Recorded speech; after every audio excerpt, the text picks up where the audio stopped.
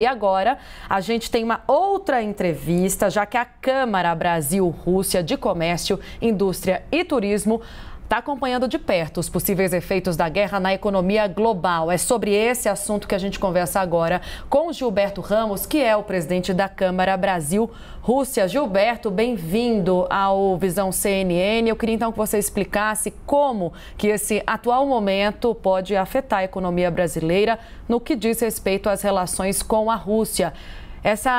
Esse conflito já traz aí alguns dividendos ou é só um complicador a mais de uma situação difícil que nós já estávamos atravessando?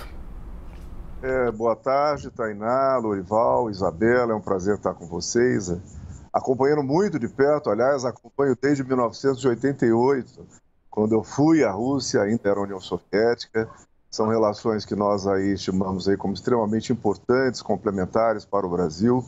Brasil, que é um país com vocação agropecuária, é um dos celeiros do mundo que pode e vem a garantir a segurança alimentar. E a Rússia como uma grande fornecedora de fertilizantes, com acordos de investimento, de parcerias em setores de infraestrutura, interesse em ferrovias. Agora, no ano passado, Isabela, o governo brasileiro assinou um acordo para que as 3 maiores empresas de pesca venham pescar em águas territoriais brasileiras e estamos aí negociando a possibilidade deles investirem em entrepostos na costa brasileira.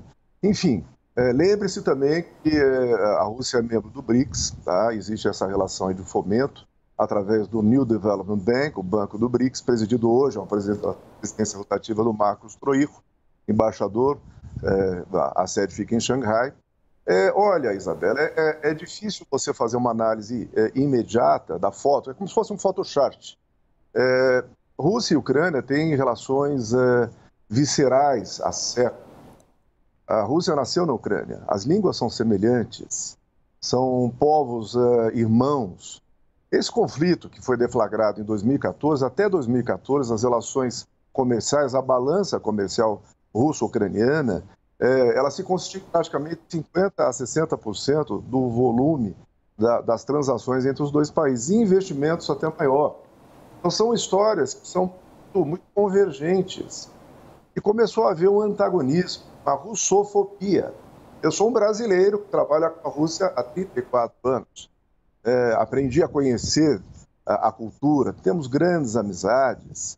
O que eu vejo, desde que eu vi o pronunciamento do embaixador russo e do embaixador da Ucrânia, medidas drásticas. Como assim medidas drásticas? É complicado nós, hoje, nesse momento, quando se fala em levar contingentes, tropas, armamento de países membros da OTAN, para combater um não aliado da OTAN. Eu não entendo bem como isso pode ter acontecido, quer dizer, até entendo as motivações. Não são grupos que trabalham. A Rússia começou a se fortalecer sob a gestão em termos industriais, econômico-comerciais, tecnológicos, grandes parcerias, consolidando o BRICS, dos maiores patrocinadores do BRICS, juntamente com a China. E o que eu entendo? Agora, neste mês, no encerramento dos Jogos Olímpicos de Pequim, foi assinado um enorme acordo-quadro entre Rússia e China. Então, quer dizer, esse fortalecimento, o que eu percebo é o surgimento de novas alianças, onde grupos anteriormente que eram fortes começam a perder o seu poder. Então, esse patrocínio, ele não é nada natural. Patrocínio dessa situação. Tá bom. Gilberto, só te interrompendo aqui, desculpa, a gente está correndo contra o tempo e todo mundo tem perguntas, dúvidas para tirar contigo. Agora sim, eu vou passar a palavra para a Isabela Faria, minha companheira aqui de jornal. Vai, Isa. Vamos lá, Tainá. Primeiro, boa tarde a você, boa tarde a todos que acompanham o live, boa tarde, Lorival e Gilberto. Gilberto, você acabou de mencionar sobre os fertilizantes, certo? Brasil, Rússia são parceiros nesse quesito, né? Inclusive, segundo o Ministério da Economia, pouco mais de 20% dos adubos ou fertilizantes químicos importados em 2021 vieram da Rússia. Com essa guerra, com esse conflito, a Rússia garante o envio dos fertilizantes para nós, para a safra de 2022, 2023, ou isso vai ser afetado especificamente? Olha, a Isabela já dizia, é ainda muito prematuro a gente saber se vai afetar ou não. Eu acredito que alguns dispositivos serão criados a partir de uma nova situação que está surgindo. A nossa expectativa e desejo é que haja um armistício. Tá? Uma guerra não é interessante a ninguém, de maneira alguma. Se somar, você mencionou Rússia mais Belarus, Bielorrússia, tá? E alguns países da Ásia Central, chega a 28% até 30% daquilo que o Brasil importa das suas necessidades de fertilizantes. Ureia, nitrogenados, cloreto de potássio, principalmente da Belarus, da antiga Bielorrússia, é extremamente relevante. Tá? E principalmente o que nós temos de considerar é a capacidade e o interesse desses países da Comunidade Econômica Eurasiática, não só da Rússia, em virem ao Brasil, investirem no Brasil e colaborarem no decréscimo do custo da produção agropecuária brasileira. Hoje, o primeiro item da exportação do Brasil para a Rússia é a soja.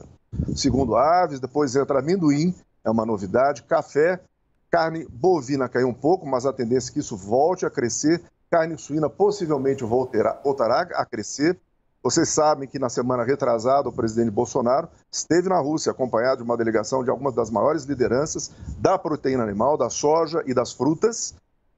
O Guilherme Coelho, que é um parceiro nosso também da Abrafrutas, esteve presente. Então, há o interesse em regimes preferenciais na exportação de produtos agropecuários brasileiros. E os russos têm interesse em outros segmentos que são absolutamente convergentes, como, por exemplo, as ferrovias.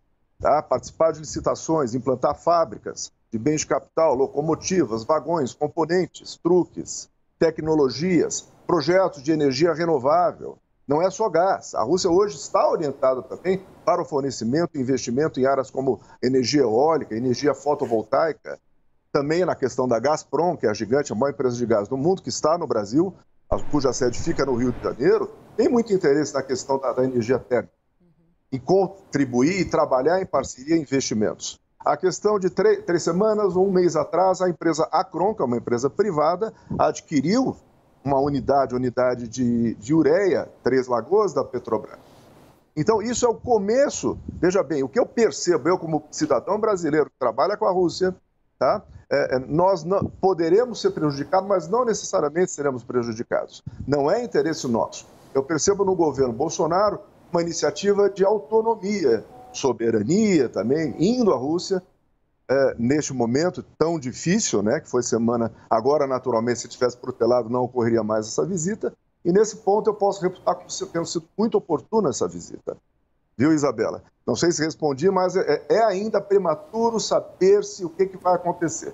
Fala-se sobre o desligamento do SWIFT, mas a própria Rússia tem seus novos mecanismos, a China tem outros mecanismos. Não é? Isabela Tainá e agora o Lourival Santana. Gilberto, vai lá, Lourival. Eu vejo sempre vocês, é uma alegria estar com vocês aqui hoje. Muito obrigado, Gilberto. A alegria é nossa. Eu não vou discutir as questões políticas com você, porque a nossa divergência é tão grande que não vai dar tempo. Eu queria focar na questão econômica mesmo. Eu estive lá, a última vez foi em 2018, na Rússia, e fiz uma reportagem sobre todo o investimento que a Rússia vinha fazendo em aumentar a produção de alimentos. E, como resultado disso, diminuiu a importação de carne do Brasil. E a Rússia vem cada vez mais se tornando um concorrente do Brasil nas commodities. Está produzindo até soja também, né?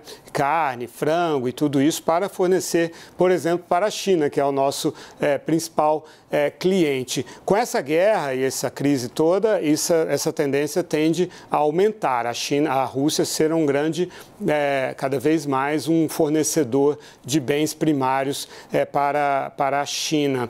Então, pelo que você está enfatizando na nossa entrevista, eu percebo que a questão da troca de tecnologias, de cooperação nesse nível é que vai ser a ênfase nas relações a partir de agora. Perfeitíssimo, Lourival, é isso. Não vamos falar de política, podemos ter divergência, mas há pontos em comum com certeza. Eu, como sou diplomata também, que eu sou cônsul da Bielorrússia no Rio de Janeiro, fomentando as relações econômico-comerciais também com o Belarus. Há 15 anos atrás eu alertava, na época era a ABPEX, hoje é a BPA, né, Associação Brasileira de Proteína Animal. A ABPEX naquela época era a Associação Brasileira das Indústrias Produtoras de Carne Suína. que a Rússia estava com um programa de Estado de desenvolvimento da sua própria produção com vistas a tornar-se autossuficiente ou diminuir a necessidade de importação. O mesmo se deveu às aves, mas o Brasil ainda exporta bastante carne avícola. Talvez o grande diferencial, vamos dizer, o salto quântico é justamente esse, a questão das tecnologias, a questão da infraestrutura, investimento, por exemplo, na expansão da capacidade de armazenagem. Nós temos deficiência aqui na silagem, vocês sabem disso. Tá? O custo do Brasil ele é muito aumentado por conta disso. O transporte rodoviário é uma coisa que, não que eu seja, ele é complementar, um país de dimensões continentais como o Brasil, tem de ser servido de uma malha ferroviária maior. E a Rússia está apreciando isso aí. Temos conversado, temos grupos dentro do âmbito da Câmara Brasil-Rússia, que eu presido, existem grupos executivos de trabalho na área de infraestrutura, outro de energia, outro de suporte legal e outro do agro. De maneira que estamos aí procurando atender todas as demandas e aumentar essa massa crítica, inclusive trazendo bancos de fomento para participar. E nesse momento que a gente está observando ainda, Isabela, ainda não haveria o que vai acontecer. Primeiro, eu espero que haja um armistício o mais rápido possível. Tá? Tentou-se hoje lá em Belarus. Eu acredito que, se as partes estão dispostas a conversar, já é um primeiro sinal muito positivo. Eu gostaria de enfatizar apenas um ponto, tá? Em termos de estratégia. As tropas russas chegaram até Kiev, né, em um dia, mas não estão bombardeando a cidade. Não vai acontecer como aconteceu com Belgrado, por exemplo, outras capitais da Ásia ou do Oriente Médio, ou da África. Isso não vai acontecer.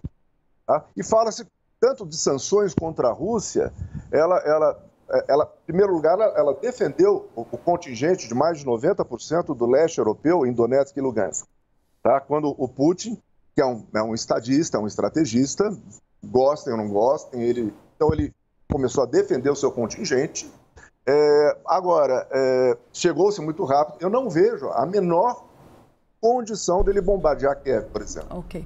Ele já está bombardeando há muito tempo, desde o início, desde a primeira noite. Nós mostramos isso ao vivo. Mas não destruir a cidade como aconteceu em outras ocasiões, entendeu? Eu não vejo dessa forma. Volto a dizer, até 2014 eram países preferenciais em